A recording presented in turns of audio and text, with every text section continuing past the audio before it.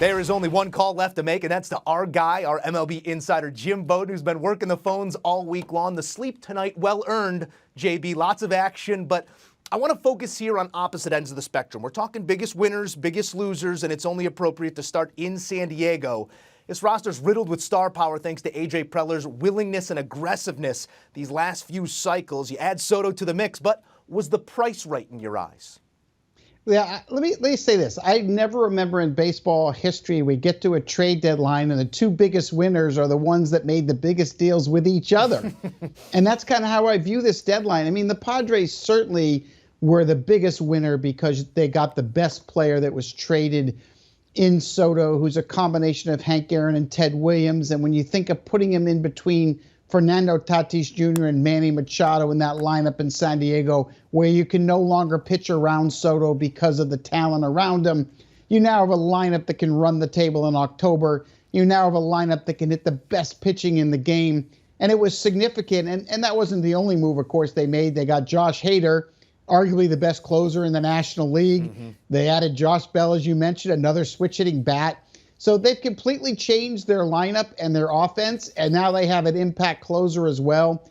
They put themselves in a position to, get in. Not only will they get in as a wild card, but maybe even go all the way to the World Series because of these deals. So absolutely huge winners. But the interesting part is on the other side of that deal, Joe, the Washington Nationals are huge winners because, as you just mentioned, they got 5 prospects in the deal, all profiled to be future All-Stars. 5 of them. You never see that in a trade. This is the biggest return we have ever seen in a trade in the history of baseball. And in my opinion, the biggest trade we've seen in sports since Herschel Walker went from the Cowboys to the Vikings, which later led to the Cowboys winning a couple of Super Bowls. So I think with the Nationals, look, this trade's going to help San Diego. They get 3 postseasons with Soto to win a world championship. But the Nationals, when you get to 2025, they're going to be ready to contend again for a long period of time because the Padres literally gave them the keys to their farm system and said, take whatever you want, and they did. You got to pay to play, and San Diego's going to have to pay as well with probably about $500 million heading the way of Soto here in the years to come. We'll see if Scott Boras wants to take him to the open market in a year and a half or however that plays out. But Padres getting a big bat and a young man who knows how to make a difference. Let's talk about some other winners here. You have the Yankees positioned as big winners with the additions of Montas and Bader. Bader did cost them Jordan Montgomery on a staff that's already thin with Luis Severino's availability in question. But you still think the Yanks made the right move here? Look, I love what they did because what they did was they concentrated on run prevention. The Yankees were one of the worst teams defense in center field. In fact, they were -6 in the ratings. Harrison Bader won the Gold Glove last year in center field. So, last weekend you picked up Andrew Benintendi in the deal from the Royals to play left field. He's won a Gold Glove in left field. Now you get Bader, who's won a Gold Glove in center field. Now you got Judge in right field. Now, if you go around the diamond now with the New York Yankees, they have a plus or Gold Glove defender at every position. They don't even have an average defender anywhere anymore. So that's a difference maker. That makes your entire pitching staff better. And so I absolutely love what they did. As long as the plantar fasciitis in Bader's foot is going to be okay, and he'll be back soon, I think that's obviously very important here. But I love that move. I did. And then Frankie Montas, I think, is a game changer come October. They didn't need Montas between now and October. They're going to win the division anyway. But if you get lined up against the Astros, he can make a big difference in Game 2 or Game 3. So if Cole goes Game 1, you can either go Montas or Cortez Game 2, and then the other guy in Game 3, and you're really positioned well.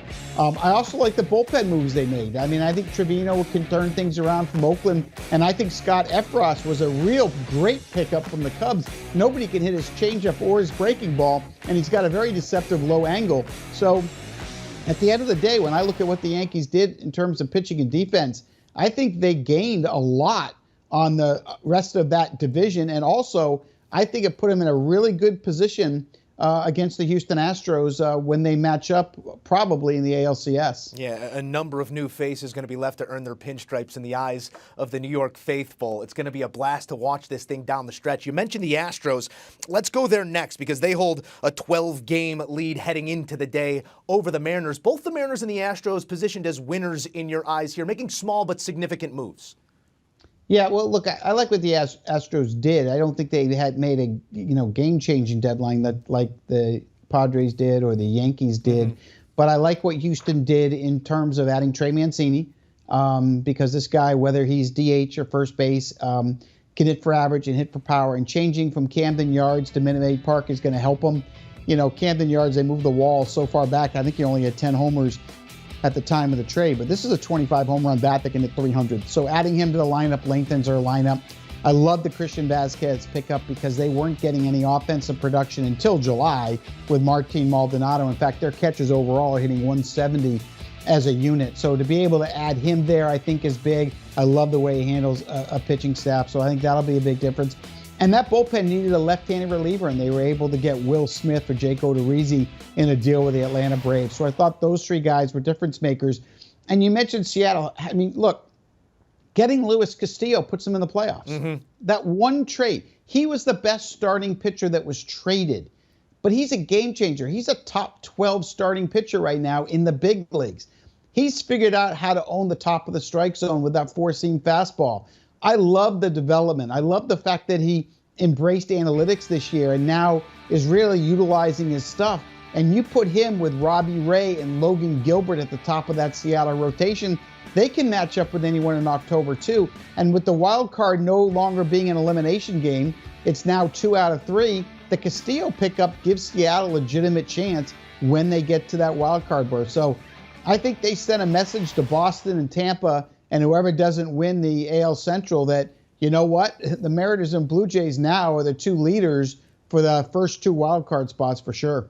Jim Bowden says the drought is over. Get those playoff tickets now. These are the games we play, Jim, and simply put, if there are winners, there must be losers. No news is not always good news. The White Sox remaining in baseball purgatory following a unrequited offer for Shohei Ohtani. What'd you make of the inaction by Rick Hahn and Kenny Williams on the South Side? I didn't get it. I mean, I'm going to be grading all 30 GMs, and the White Sox are going to get an F. I mean, they pick up Jake Diekman's bad contract for catcher Reese McGuire, okay, and that's it? And that's all they did? I mean, they watched the Minnesota Twins get 3 pitchers. They got Tyler Mahle in a deal with the Reds. They ended up getting Michael Fulmer from Detroit and a closer in Pedro Lopez. And you're trying to catch them, and you do nothing but Jake Diekman? I mean, you're talking about losing a deadline. That was bad. Not as bad as the Red Sox, though. Let's go there next, Joe, because what are they doing? Like, I know Chaim Bloom a week ago said, I'm going to go get a first baseman or an outfielder and a middle reliever. Okay, he did that. He got Eric Hosmer. I don't know why. Okay, I guess because he got to get 2 prospects in the deal for taking on his contract for this year, and then the Padres are paying the rest so he can release it. And then he got Tommy Pham. Why again when he has Verdugo in left field? And really, Pham can't play right or center anymore? And you got JD Martinez at DH that you didn't move? Like, I did not understand what they did. And the worst move of all is giving the Astros Christian Vazquez. I mean, you're only a few games out in the wild card, and you give Vazquez to the Houston Astros? I mean, that hurt you in the clubhouse, and it hurt you more importantly with your pitching staff. So they were buying and selling, but I think when they're all done, they have a worse team than when they started. So I don't get what they were trying to do. And I know Xander Bogaerts told the media that he didn't understand what they were doing either. So I think all we can do with the Red Sox is take our right hand and scratch our head. Yeah, a notably bad July followed by some odd buying and selling here. Looks like a franchise lacking direction right now. The direction, or at least the needle for the NL favorite Dodgers, is pointing upward, but uncharacteristically quiet outside of adding a struggling Joey Gallo. Were there attempts to bolster this lineup, or was LA content with their current build? Well, they finished second in the Juan Soto sweepstakes, but I'm told they weren't even close. But they finished second ahead of the Cardinals for him. So they were trying big. I also understood that they were in on Castillo and had conversations with Oakland and Montas. But they end up trading for Joey Gallo. and taking on his salary and trading a former number 2 pick in 2020 to get him. I didn't understand what they were doing with Gallo. I mean, Gallo misses balls in the zone. He misses out. He strikes out way too much. He's a decent defender who can play, little left, little right, little first, but he couldn't handle the big market in New York. Why in the world do they think he can handle the big market in Los Angeles? I mean, that was another head scratcher, maybe this time with my left hand. I didn't understand what the Dodgers were doing. I thought the one biggest need they had was getting another reliever or closer. And when I got word that the Angels were moving Rafael Iglesias, I told people, you know what? Probably going to end up with the Dodgers because they have the biggest need. And the Atlanta Braves, who beat the Dodgers last year and are defending world champions, go right out in front of Andrew Friedman, and they grab Rafael Iglesias right in front of them? Yeah, I don't know for the Dodgers. This was, for a team that's the best team in the National League, this was a disappointing trade deadline for sure. Well, it's a scratch with the right, a scratch with the left. If you got an extra hand, it's a cheers to you, Jim Bowden. Send them all the voicemail. You earned your rest. Thanks, Joe. All right, here's a look at some other notable deals. As you just heard Jim say, Joey Gallo going coast to coast, but still plenty of expectation. We're talking about an LA fan base. Brandon Drury heads from the Reds to San Diego. Eric Hosmer exercised that no trade clause. He was supposed to be the Voit piece in the Soto deal, said nah. He ends up in Boston instead. A trio of players heading to Philly, and notably Jordan Montgomery, now a St. Louis Cardinal in the deal for Bader. Do you want a sports network that delivers everything that matters about the game? The highlights, the picks, the instant analysis, no yelling, no fake debates, no politics. Hit the subscribe button and never miss a moment.